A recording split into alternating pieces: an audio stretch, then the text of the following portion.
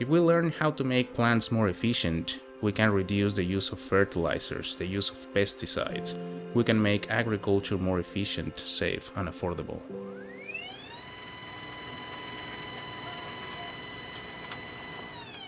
All the secrets about how to grow plants with minimal input of fertilizer or nutrients are there. We just need to learn how to extract that information. The traditional way to do this is to individually take pictures of these plant trays that have roots on them.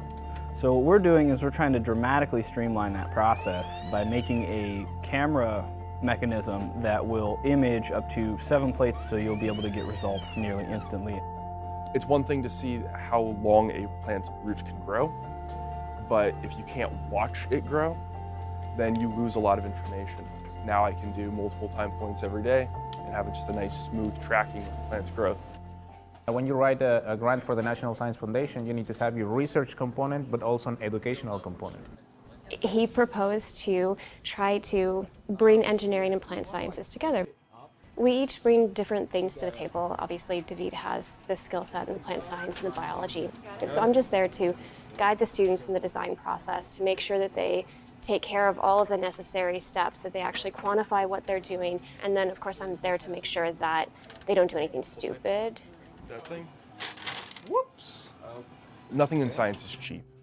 And in order to disseminate new tools and new ideas and new ways of getting things done, we need to keep that price barrier out of the way. And you can imagine that as one single lab, generally they don't have the funding necessary to buy a piece of equipment that could be anywhere from $100,000 to $1 million. And so it makes sense for it to be a collective effort across the university. We're living in a golden age of life sciences through the genomics revolution, but that's starting to dry up. The problems we need to address are so big and so complicated that you can't do it without large data, without having lots of replication.